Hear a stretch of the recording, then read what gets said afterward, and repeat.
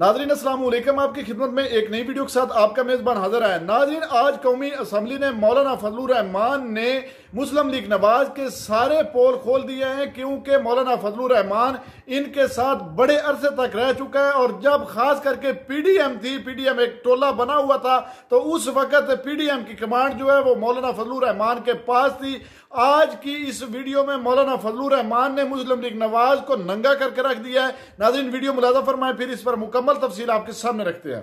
मैं खुद बरतानिया में एक मौके पर यौम पाकिस्तान था और मैं मेयर के ऑफिस में गया। पाकिस्तानी कम्युनिटी वहाँ जमा थी। मुझे कहा, मौलाना साहब, इन बिल्डिंगों को देखो, ये इनके नहीं हैं, ये हमारे अपने हैं। हमारा माल लाकर चोरी करके उन्होंने ये बिल्डिंगें बनाई हैं। ये हिंदुस्तान की है, ये बरसगीर की है।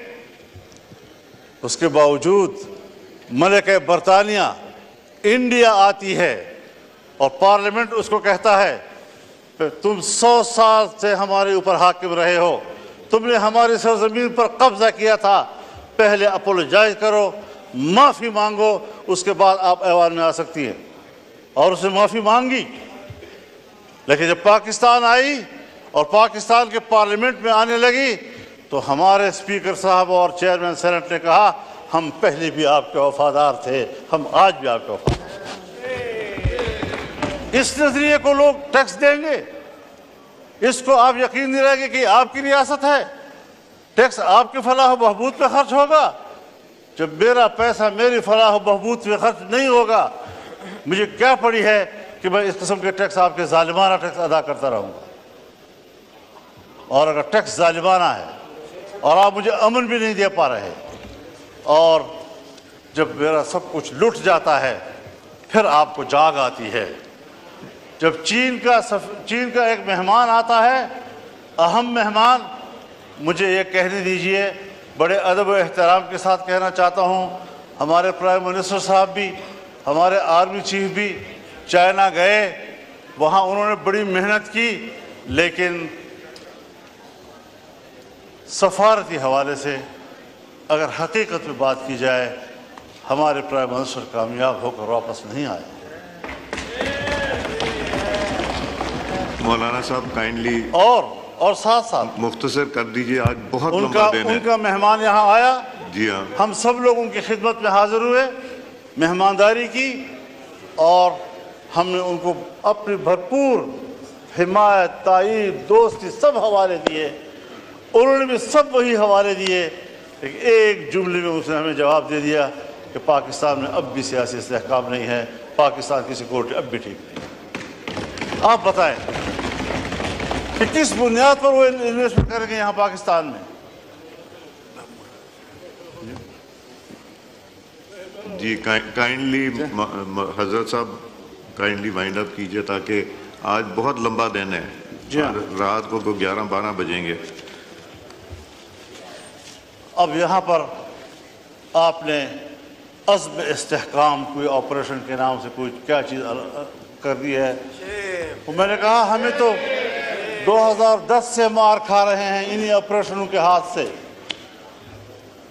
दहशतगर्दी के खिलाफ जंग, दहशतगर्दी के खिलाफ जंग। क्या दहशतगर्दी के खिलाफ जंग ये बैनुल-अक़वामी एजेंडा नहीं है? इसके इस पहलू को हम क्यों नज़रअंदाज कर रहे हैं? बाजवा साहब ने मुझे कहा, मेरे सामने बात की कि मैंने बाड़ लगा दिया है। फख्र से कहता था, मैंने बाड़ लगा दिया है। किसी का बाप बिना अफगानिस्तान जा सकता है, ना वहाँ से आ सकता है, कोई दहशतगर्द नहीं आ सकता।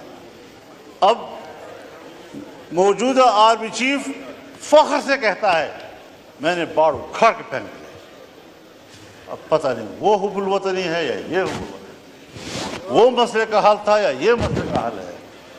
50,000 से नहीं बल्कि 25-30 हज़ार लोग यहाँ से अफगानिस्तान गए, और वहाँ से 40-50 हज़ार इस वक्त आ चुके हैं।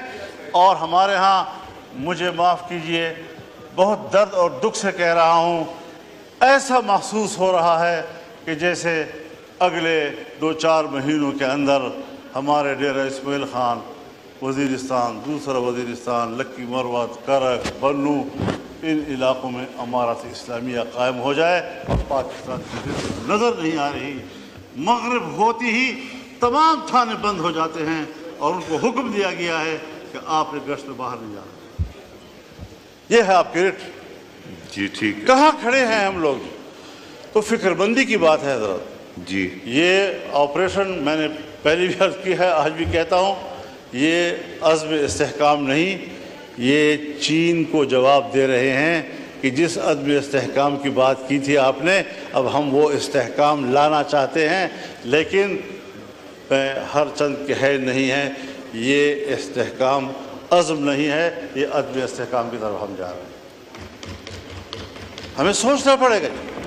मैं कम अज़ कम तज़ादात का शिकार नहीं हूँ, मैं फ़िक्री यकसुई का अलमबरदार होकर आपके सामने बात कर रहा हूँ कि इस तरीके से अगर आप कौम को हाँकते रहेंगे, पाक PWD को आप ख़त्म कर रहे हैं, हज़ारों मुलाज़मीन को आप बेरोज़गार कर रहे हैं, इतना बड़ा महकमा जो पाकिस्तान से पहले का है, इन तमाम महकमों की माँ है, आपने किससे मशवरा किया? मैं तो ये दावा भी करता हूँ कि ये जो अज़्म इस्तेहकाम पॉलिसी आप ला रहे हैं, एस्टेब्लिशमेंट का भी आपस में मशवरा नहीं है। उनके भी कुछ लोग कुछ कह रहे हैं तो दूसरे लोग कुछ कह रहे हैं। बाहर आप कुछ बयान दे रहे हैं, प्राइम मिनिस्टर हाउस का बयान कुछ आ रहा है उसके बारे में। ये चीज़ें सीधी करनी होंगी, इस पर मुशावरत करनी होगी, यकसुई पैदा करनी होगी। बहुत हम पिट चुके हैं। एक ज़माना था मेरे घर के, मेरे गांव के करीब से भी ये नहीं गुजरे थे, आज मेरे गली की दीवार के साथ गुजर रहे हैं और वहाँ खड़े होते हैं। हम कहाँ खड़े हैं? रियासत ने हमें कहाँ खड़ा कर दिया है? क्या हम एक शहरी की हैसियत से रियासत पर कोई हक नहीं रखते? तो इस सारी सूरत हाल में देखें, आपकी जमहूरियत अपना मुकदमा हार चुकी है, पार्लिमान अपना मुकदमा हार चुके हैं। जब आप इलेक्शन में धांध लिया करेंगे, एस्टेब्लिशमेंट धांध लिया करेंगी, जाली पार्लियामेंट वजूद में आएगी, तो फिर यही असर होगा कि अवाम आप पे एतमाद नहीं करेगी। नाज़रीन, आपने वीडियो मुलाज़ा फरमाई है। नाज़रीन, मौलाना साहब ने जितनी गुफ्तगू की है वो तो बिल्कुल हकीकत पर मबनी है, लेकिन नाज़रीन बातों से काम नहीं चलता। क्या ये शख्स अंदर से भी मुखलस है?